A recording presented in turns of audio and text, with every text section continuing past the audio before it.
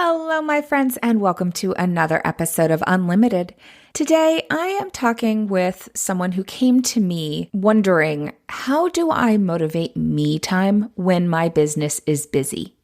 She's a CPA in a small town with her own tax and accounting practice that has exploded in the past 3 years, which is both exciting and has presented some additional challenges. Recently divorced, she was not expecting her business to grow so quickly at this point in her career, and she has lots of hobbies, but when she's done with work for the day, she finds herself watching TV rather than engaging any of her other interests. Her hope in signing up for a session was to have more clarity on how to spend time on things for herself. In this episode, we explore what drains your mental energy, setting boundaries with clients as well as yourself around work time, because sometimes it's one thing to set boundaries with clients and a completely different thing that even though you're not available to clients, actually putting down the pencil and going, okay, I'm done. So actually doing that, what it would look like to make that happen and how. Identifying difficult client avatars and ideal client avatars.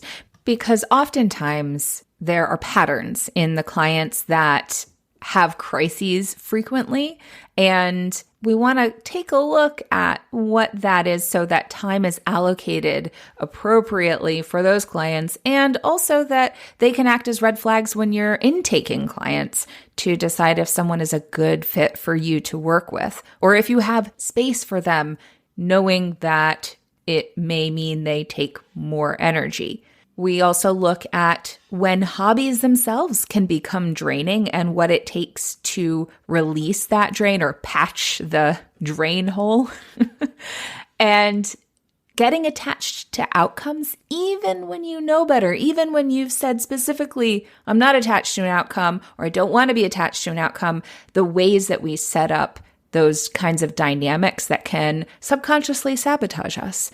And most importantly, cultivating a relationship with yourself where you are building your own self-worth and your own valuing of yourself and your time to do stuff for you. If you are interested in working on something in your life and would love a free coaching session and you're cool with being on my podcast for it, check out the link in the show notes to apply for one of these sessions. Now, without further ado, let's get started.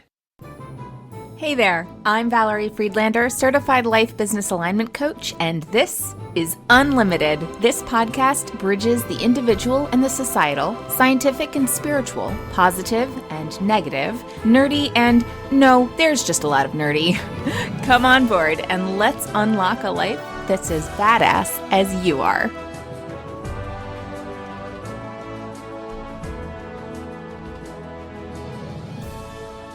So I like to start with just asking you, if this session is successful and you come away with an aha that helps you move forward in some way, what would you say had happened? Oh, that's a good question. It would be like somebody had kind of cleared the path for me, because when I'm looking down the path right now, it's filled with leaves and debris and snow, and I can't get through. And so, and I tend to get very overwhelmed by those types of things. So having somebody to help me clear that path or clear the walkway, and I can go head right on down the road. Okay. Where would you be going if the pathway was clear? What I haven't figured out yet. Okay. But I know that I always say it's not the destination, it's the journey. So we'll see. Yeah. Okay. So what do you think is cluttering the pathway right now? Well, in the past 3 years, my business has kind of exploded.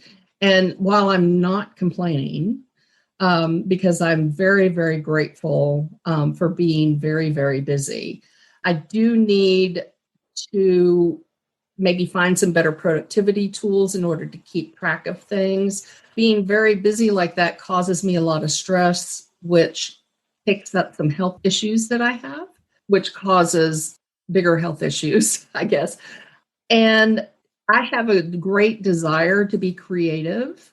I try to be as creative as I can being a CPA. It's a little bit difficult, but my goal has always been to break the stereotype. So I am not the typical CPA. However, I have a craft room that's about halfway finished. I have probably 25 unfinished projects of various completion in about maybe 6 or 7 different crafts, like knitting, crochet, quilting, calligraphy, that kind of things, or things that I want to learn how to do. I would like more time to actually do things that I enjoy. And that's kind of it. Okay. I'm not in particular interested in like building my business even more, because I know to take that next step, I need to hire some staff and actually move my office out of my home. And I'm not quite ready to do that, but I need to do that. Okay. What makes you say you need to do that? Well, I fell into the trap that a lot of people fall into. When I first started my working career, I didn't save money. I spent it all. So now I'm trying to, kind of swim upstream and try to get some money saved for retirement, have a good start, and I'm going in the right direction, but I need to continue. And I'm going to need to continue probably for the next 10 to 15 years until I can even think about retiring. But in order to do that, I can grow my business and then save my money for retirement and then possibly even sell my business. So, the bigger it is, the better it is. And in fact, the more virtual it is, the more attractive it will be to potential buyers. Also, my goal is maybe not to live here in my small rural town forever. And if I have a more virtual business, then I can take it anywhere. Mm-hmm. Yeah. So, okay. So it sounds like there's a lot going on. You both with what you're doing for work, but also what you're interested in. And you mentioned the word overwhelm, and that naturally makes it hard to do anything, because it sounds like both the things that you're interested in feel overwhelming, as well as the work feels overwhelming. So naturally, you're kind of just doing the have to tasks as much as possible, but there's a high degree of avoidant behavior happening, which is normal when you're overstressed. Right. Well, and I did do one really smart thing 2 years ago is I jokingly call her my nanny. I hired a friend of mine who is a fantastic organizer to basically come a couple of days a week and take care of me. So especially during tax season, she keeps the house clean. She keeps the animals, in plenty of food. She keeps the laundry done. She even changes the sheets on my bed, and she does all of that for me. So I don't have to worry about that, which is great. Awesome. Good for you. Yeah. That's really important, the self-care part. Yeah. So I wonder, what would your ideal path look like? So, you mentioned, okay, the leaves are overwhelming. If you think about, you want to be able to be more creative and really enjoy your time to yourself. What does that look like? That looks like being able to spend time, not necessarily in my craft room, but to be able to spend time actually learning the crafts that I'm interested in, as well as doing them. Another big interest of mine is genealogy. I'm extremely fortunate in that I had 2 great grandmothers that were very into genealogy. So I don't have to do a lot of work to know where I need to get to. I just have to prove it, which is kind of difficult. And I've actually enrolled in a couple of online courses in order to get some certification in genealogical research. Okay. So you've got multiple areas. Oh, yeah. Beautiful, multi-passionate person. And so overwhelm often is there's an indecision that happens there, and that can be also energetically draining. So how clear are you on the boundaries of your work time? A couple of years ago, I actually learned how to set boundaries for my clients. So I am really good at when it's 6 o'clock on a Sunday, I don't answer the phone if it's a client, unless it's pre-scheduled and I'm expecting the call. So I am really, really good at setting those types of office boundaries. What I'm not good at is setting boundaries for myself. That it's okay to put the pencil down. It's okay to close the laptop lid and have some me time rather than work time. Okay. And it probably makes it more difficult because I do work from home. Yeah, absolutely. So with that, you mentioned that your craft space is in process. Right. What would a physical boundary, because sometimes having different spaces for different tasks can help you transition. You know how Mr. Rogers would take off his jacket, put on his sweater, change his shoes, that sort of thing, like almost like a little ritual to transition. Mm-hmm. What would that look like for you? Well, my office is on a different side of the house that the craft room is, number one, and it is a room with a door. Mm-hmm. So, pretty much it would be just, kind of getting into my headspace. Okay. What would you have to believe to be able to put down the pencil and close shop for the day? Well, I would say probably this can wait until tomorrow. Okay. How often is that true? Maybe 50% of the time. Okay. Maybe. What would happen if, what is the situation where it is not true? Well, when I have a tax deadline. Okay. Or there's a client disaster emergency, which has happened, those types of things. How clear are you on what those are? Tax deadlines, I'm very clear on. Filing deadlines, payment deadlines. I actually have a piece of software that keeps me on track for that so that I don't miss anything. Otherwise, we'd all be in trouble.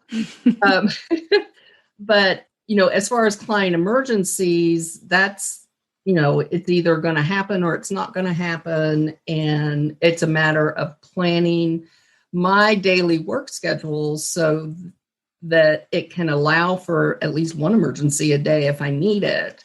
I guess that. Okay. So given that planning in a little buffer time to deal with an emergency, how often do you have emergencies? With some clients, I have them all the time. With other clients, I don't. So my most prone to emergency clients, probably maybe 2 a month. All and right. I've got 3 or 4 clients that are like that. So, we're talking maybe 6 to 8, maybe. Are there similar characteristics between them? Like, could you say this is a client avatar that tends to have problems? Yeah, actually. Yeah. If I were to, stand up the clients that have these disasters and call and be like, hey, that kind of thing. If I were to put them side by side, I would see very similar characteristics in their personalities and the way that they work. Mm-hmm. Okay. So when you think about growing, the more client disasters, I would imagine, correct me if I'm wrong, take extra time to deal with. Sometimes they're not really a disaster. And not really an emergency, but they can definitely take extra time. I mean, I had somebody run into my office one day and it's like, oh my God, I need help. That, the tax department has a warrant for my arrest. Yeah, that was a disaster. But, a lot of it is I need to produce this from the accounting software and it's not working or that kind of thing. Okay. So going back to what we talked about before of being able to put things down for the day and mentally be able to go, okay, anything else can wait. How true is it that sort of thing couldn't wait until the next day? That probably is very true. And, of course, depending on what time of day the disaster occurred and they called me, that would be extraordinarily true. What do you think about putting some boundaries in place around disasters? Like what constitutes a disaster that needs to get done that day versus what is experienced as a disaster by the client that could actually wait until the next day? Yeah, I think, you know what, I could almost categorize the disasters. If it's software malfunction, something that I know that can be fixed in 10 minutes, I can go ahead and get that done. If it's, the bank needs a report and this isn't working, that could take 10 minutes, it could take 10 hours. But I could definitely classify them into categories and then rank them as to how much time they would take. So that, well, and quite frankly, with some of the clients, it's your disaster, but it's not mine. So I am going to do it tomorrow. Okay. So the reason I ask about those sorts of things is because the more energy you're draining during the day, or the more difficult it is to put a boundary to your work time and your personal time, the harder it is to actually have or feel like you have the energy to do the other things. So it's kind of like being laser focused or kind of spraying everything. Like if you're trying to water plants in the yard, you don't want all the plants watered. You just want these particular ones that need nurturing. Mm-hmm. If you just put the sprinkler on, that's going to get the whole yard versus if you're intentional with where that water is going. So kind of looking at what that could be. How difficult would it be for you to set some of those more specific categories and boundaries? That wouldn't be difficult, mainly because the few clients that I have that are prone to disasters are ones that I need to learn how to deal with more effectively overall. Okay. So I think that would be very helpful. So when they fall with a disaster, I can kind of triage it very quickly over text or phone and then determine where it falls in my schedule. Mm-hmm. Yeah, absolutely. So what would it take for you to do that? Well, I'm already kind of doing it in my head because I've got, the two that I hear from most that have these disasters are coming to mind. And, that's something definitely that would be very easy for me to put together. Very easy. And that is something that when you're ready to hire help to be able to grow, you could delegate. Yes. Probably 90% of the time. Yes. Yeah. Okay. Mm-hmm. So being able to delegate to someone else that would also take that off of your plate. And then the other component is if you have that client avatar, being able to assess when you're intaking new clients, how likely it is that new client is going to fall into the higher maintenance avatar versus the more average avatar. And then where do you want to expand? How to bring in more of the clients that are easier to deal with and less of the ones that take more energy. As how to better deal with some of the clients that have been long-term clients that are maybe a little more problematic. Mm-hmm. Okay. So that's going to come into categorizing the disasters and communicating the boundaries. Sound doable? Oh, yeah. Yeah, because they're the ones normally that are going to text me at 6:00 on a Sunday and expect me to answer. And I'm just like, yeah, no, that's not going to happen. Okay. So knowing that, how likely would it be that you could have the time where you stop working and that is the time you stop working most of the time? It's pretty likely. I just have to do it. Okay. What would stop you from doing it? Just my own procrastinating laziness. Does that make sense? I'm a very motivated person when it comes to work. My work life is very different than my personal life. And, lots of times when I'm done with work, I just want to just like veg on the couch and not do anything. But there are things that I need to do. I'm just too lazy to do them. Well, it sounds like there's an inertia component going on, as well as given all the things that you're interested in doing, there's a decision fatigue that may be playing into what you're experiencing. you have expended energy getting your work done that has a clear return, that you know that if you do these things in your work, money comes in and you accomplish what you said you would accomplish.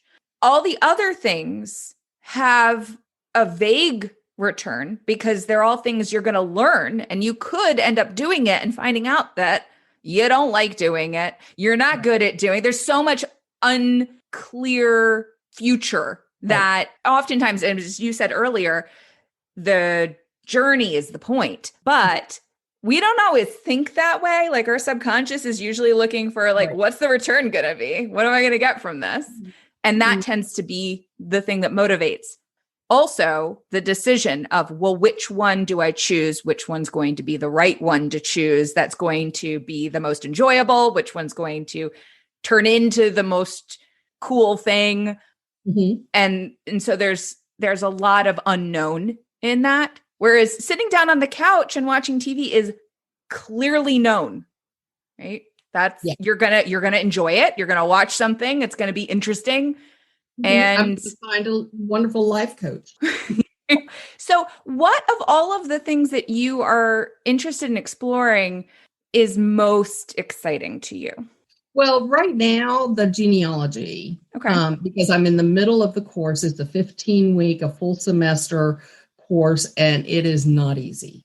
Okay. So that's interesting, but it takes energy. Right.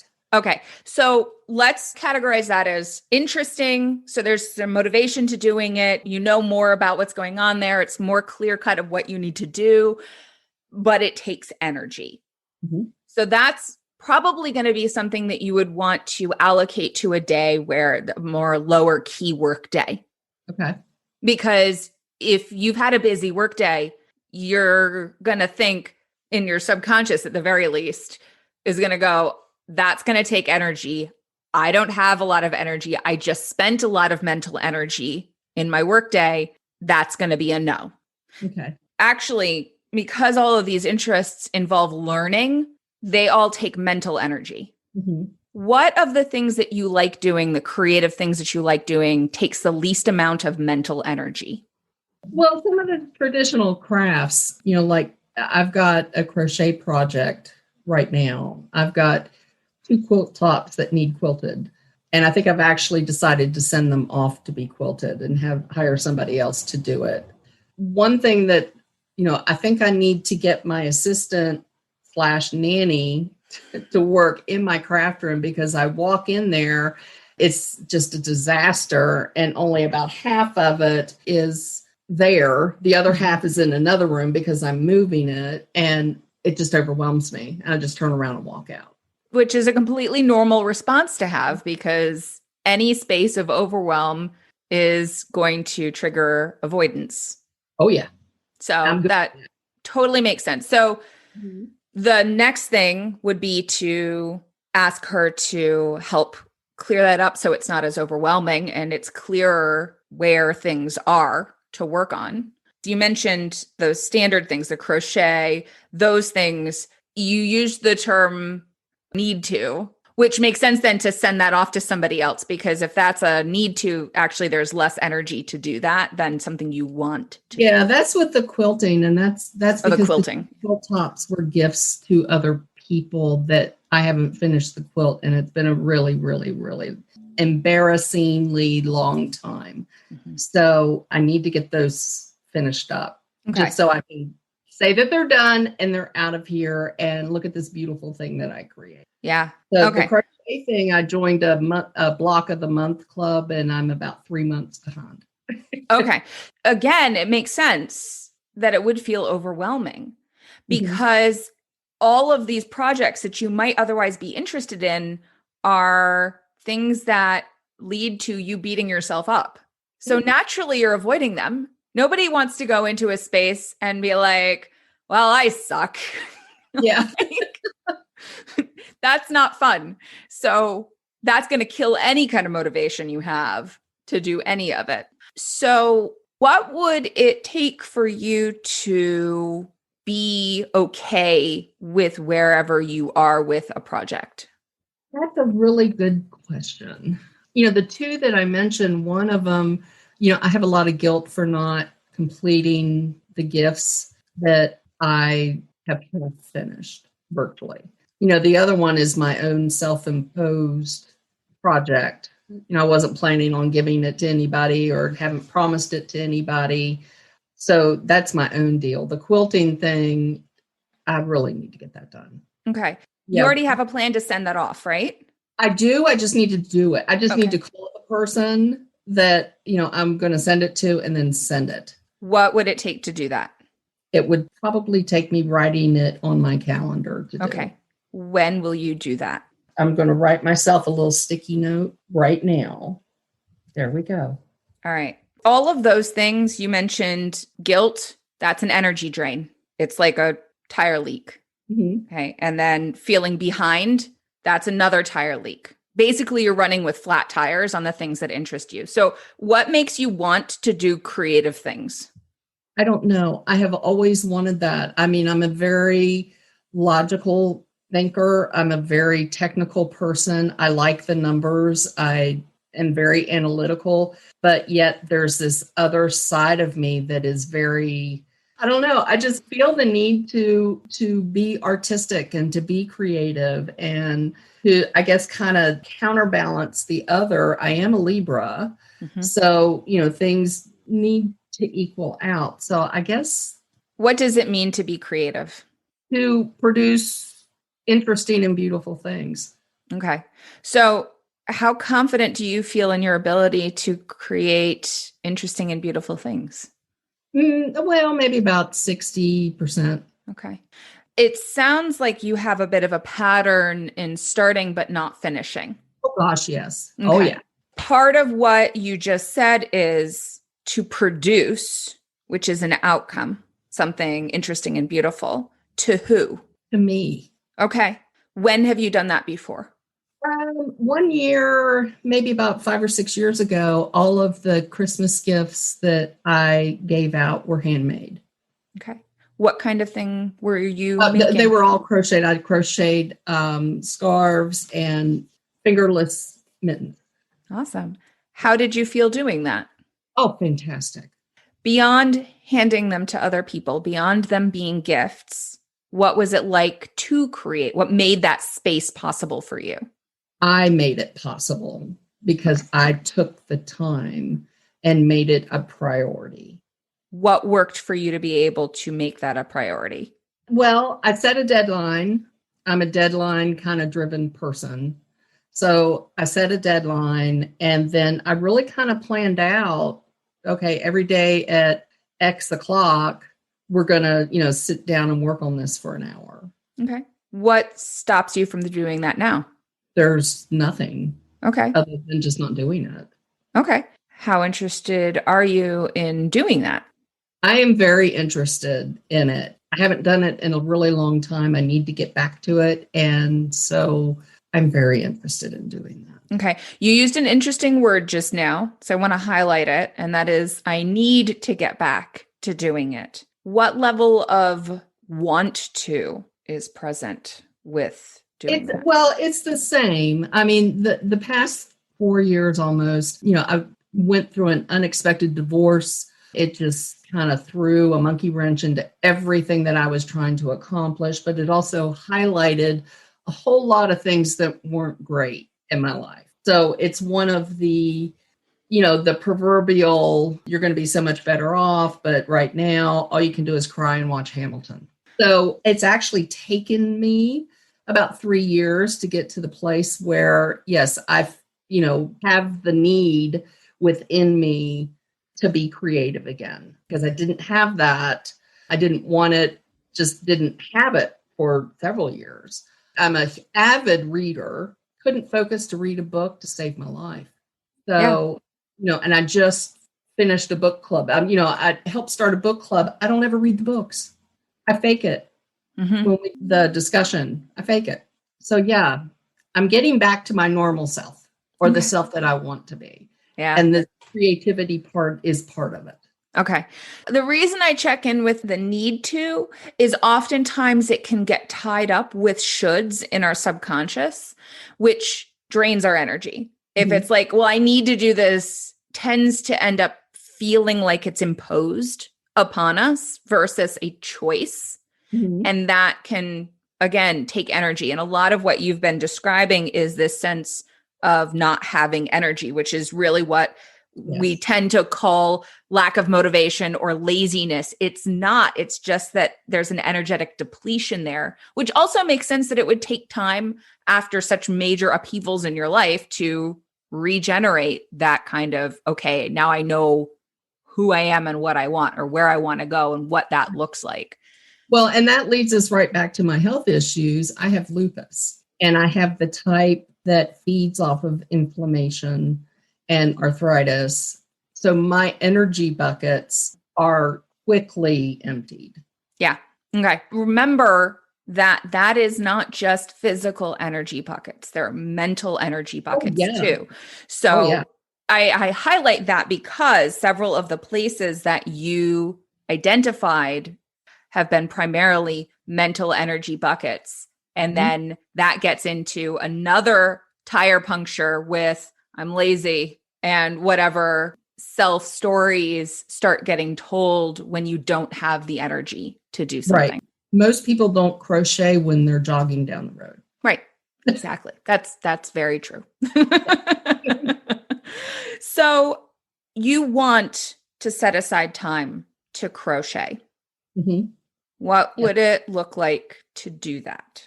It would look like stop trying to make excuses for myself and just do it. Okay. And, actually set some kind of a deadline, no matter how small it is. With the, most crochet projects, unless you're dealing with a single color, there's a certain point in the pattern. It's like a stopping point. So it could be as simple as, okay, by Sunday, you're going to have this many rows done, that kind of thing. So I wonder with this, and this might be something to explore later, but I wonder, you mentioned before, it's the journey, not the destination. But yet when it comes to the creativity, you're running off of deadlines, which is a destination. But I guess that's because I'm kind of relating it to my work environment, which is almost 100% deadline driven. What if instead of deadlines, because what you were just describing was the desire to have something different.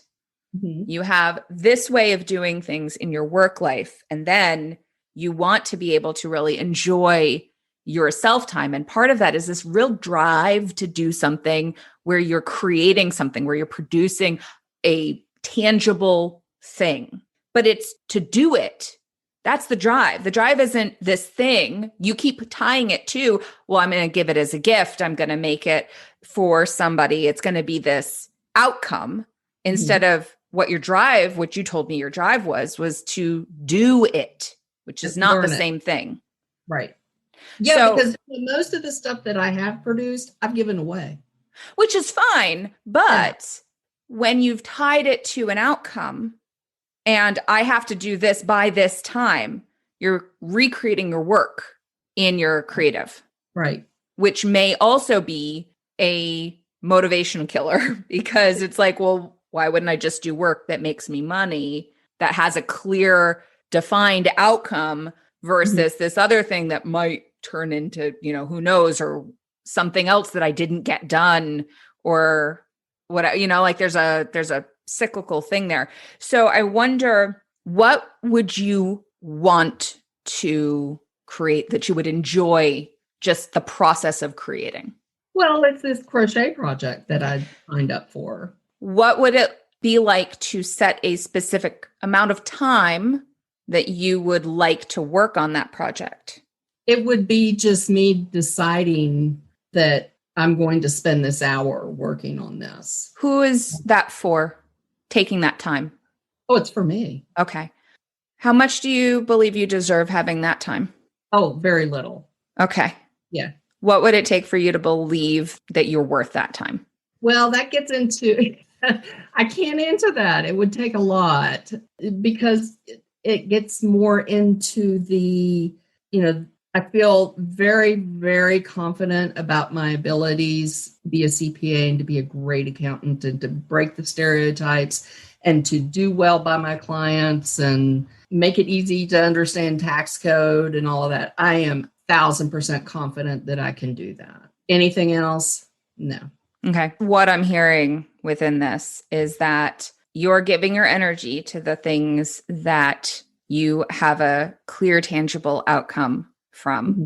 That reaffirms that you're good at this. You have a cycle going right now with these other things that you're interested in doing that you can't actually do them, and you're not worth the time because you haven't given yourself that time. So you've reaffirmed over and over again that, well, see, I'm not actually worth that time because I clearly don't get it done. Mm-hmm. So if you knew that you were worth that time, that taking the time to create something, no matter what the outcome of it is, was worth it, you were worth that time, how would you feel? I guess that would make me feel more complete as a human being. Okay. If you felt complete, whole in yourself, what would you do? I not only would be successful in what I do for a living, but I would be satisfied and very confident in what I do for fun. Okay. So if something that I enjoy doing, that I make time for every day or every week instead of okay. So if you believed that you were worth time to do something just for you, you would feel satisfied, you would feel complete and confident, and you would make consistent time for yourself. Mm-hmm. Okay. Right now, the pattern is that I am not worth the time. You feel overwhelmed and stressed out. And so you don't do those things, which is a totally normal reaction to that. Mm-hmm. Creating a new belief or reaffirming a new belief takes action. You can't just think your way into it. So knowing that if you truly believed I am worth this time, you would make that time. What time would you make? Ideally, it would be at least an hour a day. Okay. So you get an hour a day to work on your crochet. Mm-hmm. If you have additional mental energy, if there's a defined day, maybe it's a weekend day when you don't have work stuff, that hour could go to your genealogy. Right. But remember, that's more mental energy. So that's like the crochet sounds like it takes 1 spoon and the genealogy takes maybe 2 or 3 spoons. Oh, yeah. Right? Okay. So recognizing wherever you're at, however many spoons you've used during your workday, you get at least 1 spoon. You are worth at least 1 spoon a day. Mm-hmm. At least. What do you think about doing that? I think I could do that. This particular crochet project has not fallen into the black hole of my craft room. I have kept it out so that I can see it every day. So I think it's just, we're not just going to walk by it every day and see it. Let's schedule time. Okay. When are you going to do that? Starting today. When today are you going to do that? This evening. I would say I can commit to myself between 8 and 9. All right. So between 8 and 9, you have a date with your crochet project. That sounds good. How often do you feel like that would be reasonable for you to have that date? Right now, until I get a little more confident in all of this, I would say no more than every other day. Okay. So your ideal would be every day. Yeah. Ideal is every day. Realistic would be 3 days a week. Yeah. What's going to stop you? Just old habits. Okay. What will you do to interrupt that habit? The thing I always think that's going to, motivate or keep me on track is to have whatever it is front and center, or have it where I can see it every day. Now, clearly that doesn't always work. What I'm hearing within this is that it's not about the project, because if the project feels like it's oppressive, you're going to walk past it because it just adds to the overwhelm. I wonder if it's a reminder that you're worth giving yourself the time to just create. Let go of the outcome. You're worth the time to create. Yeah. Your project's like, hey, let's hang. There's an online shopping company that has a really cool thing where they send inspiring notifications. If you allow notifications, and I switched phones and for some reason I'm not getting them. So I need to start getting them back because, I've gotten notifications on my phone right in the middle of a difficult work project that says, you are worth it. Mm-hmm. It sounds silly, but those types of things really work. They really make you feel good and make you feel stronger. Mm-hmm. What about using that and having something set up so that whatever reminder for your 8 to 9 date with the crochet basically tells you, hey, you're worth this time? I can very easily do that. Awesome. All right. So 3 days a week. 3 days You're a going to week. give yourself a date. Yep, I'm writing it down. To play with yarn because it's fun. It is. And you're worth it. And gosh darn it, people like me. I always think that one too. You're good enough, you're smart enough, and doggone it, people like you. That's how I always have trouble with motivational, say like the affirmations. You think about telling yourself an affirmation in the mirror because I always hear Stuart Smalley. Yes. And then I laugh, but laughter is good for the soul too. So laughter is great. Awesome. All right. So you have a couple projects categorizing your client disasters so that can be more easily triaged, and having clear that client avatar so that you know what you're saying yes and no to, and can allocate time accordingly during the day. And then your date with your yarn to have fun because you're worth it. Right. And I really like the idea of setting up reminders that can double as inspiration. Mm-hmm. All right. So how are you feeling? I'm feeling good. I'm feeling really good. Awesome. Yeah. I'm very motivated. So we'll see how it follows through. Yay. It's been a couple weeks, so I followed up with this client to see how things were going, and she let me know that despite her kitty's best efforts at getting involved in the crochet project before she did, she is finally starting that project, with the past couple weeks being spent re-rolling the yarn. However, she made the time for herself, and that was really what mattered. She found a motivation app that provides affirmations at various times throughout the day, and she's moving forward on the genealogy project work. If you are interested in having a session like this one to get unstuck in a particular area of your life, I invite you to go to valeriefriedlander.com/podcast session and apply to join me for a free session recorded for this podcast. If you're like, Val, I would love a session, but I do not want it recorded, there is a link on my website under the Work With Me page where you can sign up for a single session to work with me. If you're like, I'd like to chat first, there is also the opportunity to hop on a call for an exploration session where that is free and we can just chat about what's going on for you and how I can be of best service to you. So be sure to take advantage of those links.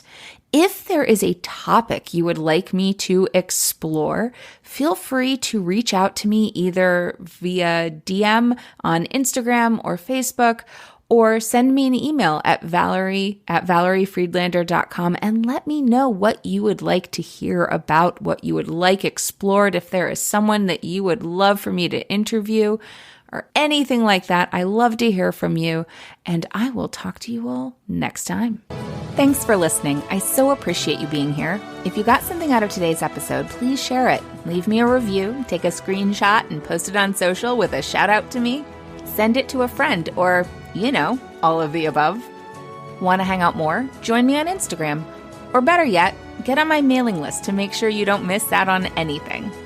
And remember, your possibilities are as unlimited as you are. Allow yourself to shine, my friend. The world needs your light. See you next time.